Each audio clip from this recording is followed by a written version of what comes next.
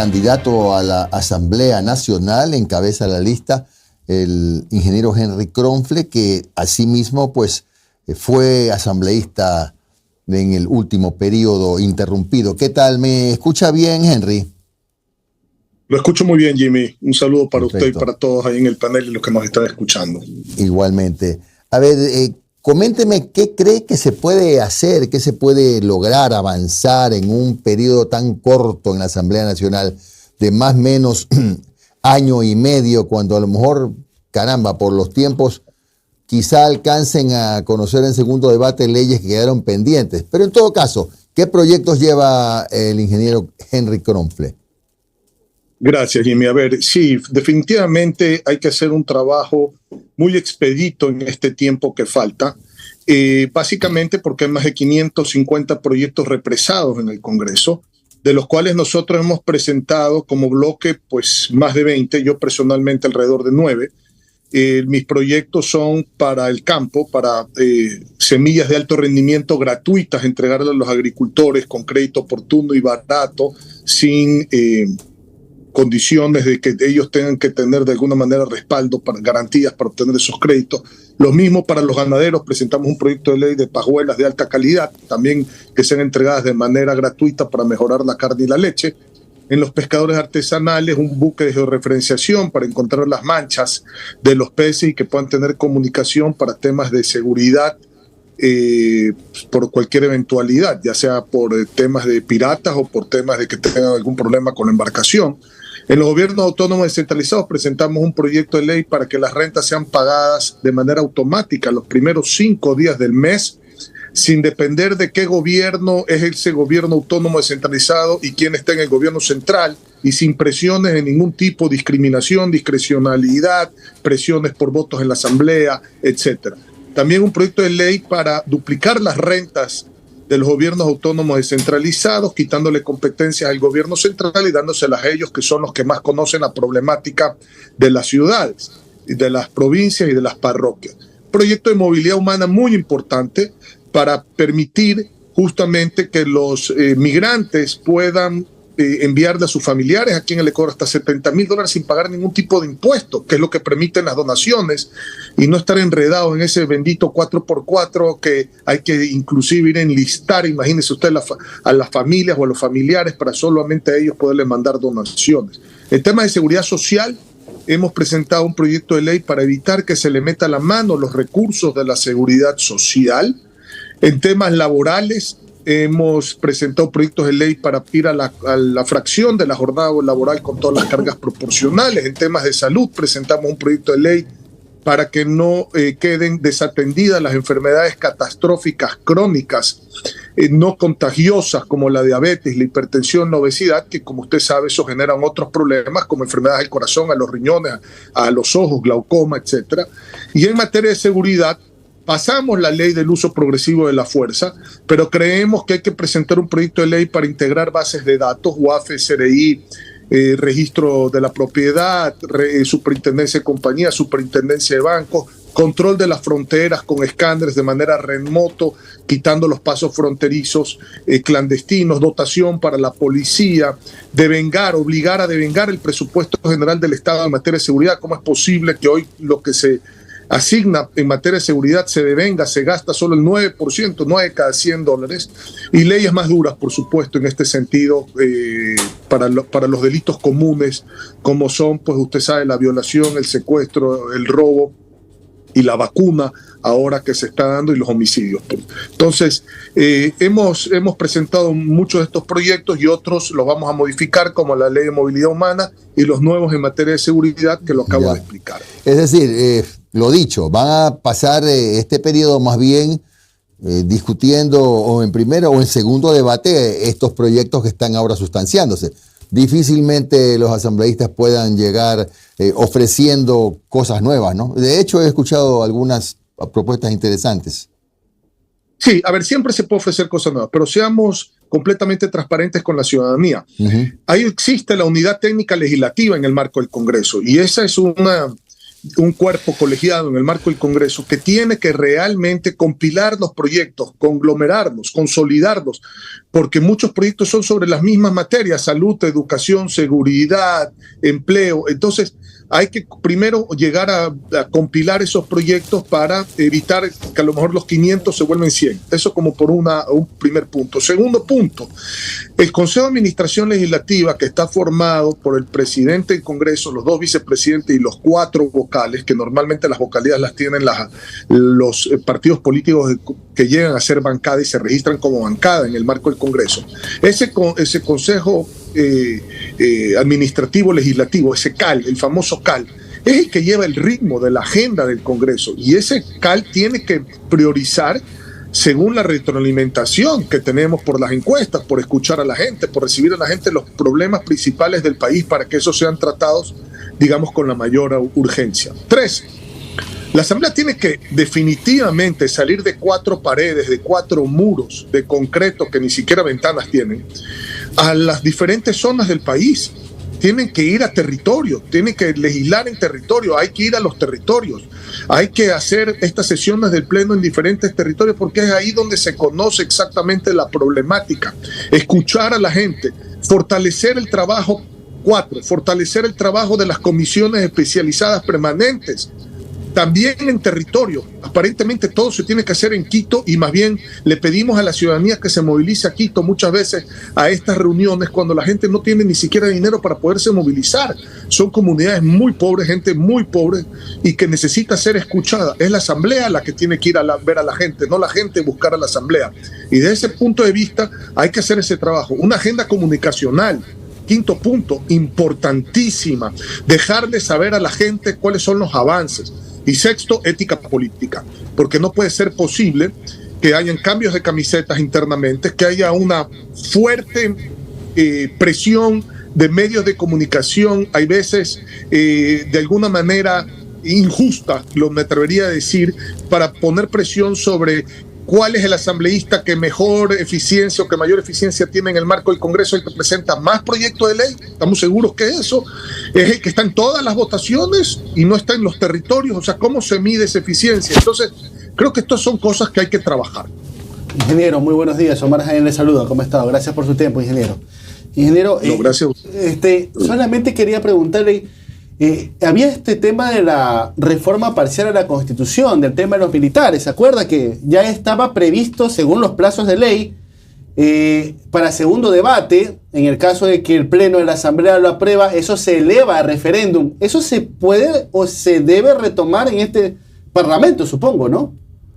Claro, por supuesto. Todo lo que está represado y los tiempos de ley lo marcan así. Se cumple el año y hay que tratarlo. Eso no cabe la menor duda.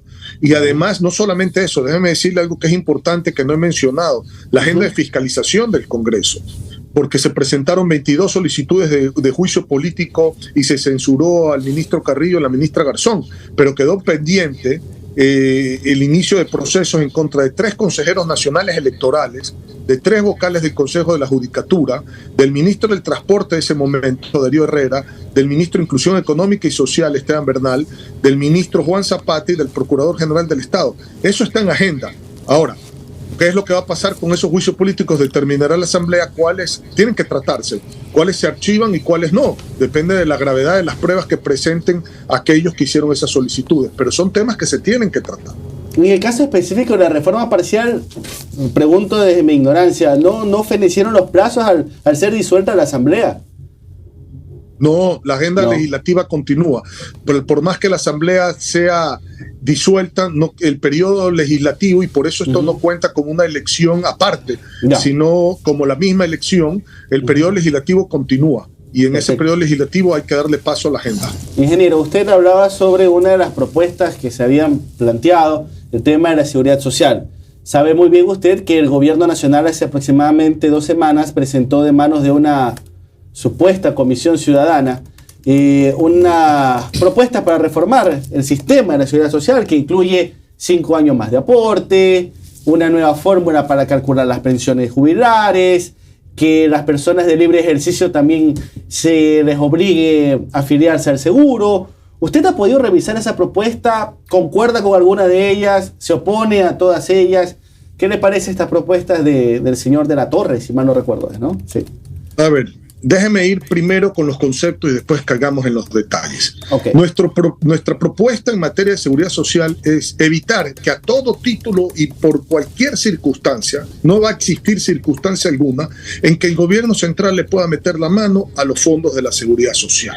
Okay. Porque hoy se usan esos recursos, inclusive se los dilapidan pagando salarios. Entonces, y se les entregan unos bonos que rinden prácticamente nada y que se habla de seguridad, y perdónenme, los bonos del Estado en riesgo país, mire dónde están. Entonces, antes de entrar en la discusión de qué se va a hacer con lo que hay en la seguridad social, lo primero que hay que hacer es cerrar la puerta para que le sigan metiendo la mano y sacarle los recursos. Pues. Eso es lo primero, si estamos de acuerdo. Luego podemos analizar, habiendo parado el tema de que se le lleven la plata, analicemos qué es lo que hay que hacer en la seguridad social. Pero la seguridad social hoy en día, ¿qué le constituye al trabajador? A todos nosotros, ¿qué nos constituye? Un impuesto del 21%. Eso es lo que nos constituye, parte de la aportación del patrono, parte de la aportación del trabajador. Finalmente estamos pagando un impuesto del 21%. ¿Qué sacamos a cambio? Un servicio paupérrimo, una actividad quebrada, digamos, en materia actuarial. La proyección actuarial se está quebrada, la seguridad social. Un servicio de salud, como le digo, que es una porquería. El fondo de invalidez, vejez y muerte que funciona a medias. Los jubilados que reciben una pensión de jubilación que ni siquiera es digna. Ni siquiera, olvídese que alcance o que esté indexada al costo de la vida. Ni siquiera es digna esa pensión de jubilación. Entonces, ahorita usted pensar que va a sacar más dinero de la gente, o sea, vamos a incrementar ese impuesto, vamos a aportar por más años, y no se está corrigiendo lo de fondo, que es evitar que se lleven la plata, evitar la corruptela allá adentro y poner en orden la casa y, dar los servicios acorde a las aportaciones actuales, no a las futuras, a las actuales de la seguridad social. Entonces, conceptualmente estoy en un desacuerdo tremendo con estas propuestas de aumentar los aportes a la seguridad social, aumentar la edad de jubilación, como que si no fuera poco lo que se trabaja actualmente, y encima no recibir los servicios que requieren los ciudadanos por los aportes que hacen, porque el 20% del salario es mucha plata, es la quinta parte de su salario, más de que muchas veces le entrega sus hijos y sus esposas y el gasto del hogar. Entonces, es muy importante primero resolver esos problemas y por ningún lado corregir las malas prácticas subiendo las aportaciones en vez de quitando la corrupción y manejando la transparencia. Candidato, buenos días. Noris Arroyave le saluda. En el tema de salud, se habla del consumo de drogas elevado en estos momentos en todo el país. Desde la Asamblea, ¿cuál es su propuesta para que se trate como política pública este tema? Y también anclado a la eliminación de tablas del consumo de drogas que ustedes de alguna u otra forma han promovido. ¿Se alinea o no se alinea en este momento como estamos viviendo la situación? Pero por supuesto, pero el problema de la salud es un tema que va mucho más allá de solamente el consumo de drogas, mucho más allá de eso. El tema de la salud comienza primero con la estimulación temprana. El tema de la salud comienza con combatiendo la desnutrición crónica infantil. Si usted no come, usted no puede aprender. Hay que tener claro en eso. El problema de la salud también depende de la falta de servicios que hay, sobre todo en la parte rural. Es lo que hemos hablado ahora, la incapacidad del Ministerio de Salud Pública o de la Seguridad Social de poder atender los casos. El problema de salud también pasa por tener medicinas. El problema de salud pasa por tener clínicas del día en las zonas rurales con médicos especializados que estén conectados de manera telemática para poder dar esa atención primaria que se necesita, que va desde odontología hasta un examen de sangre básico, un electrocardiograma, tensiómetro, pulsoxímetro, etcétera. Entonces, el problema de la salud no es un tema única y exclusivamente de la droga.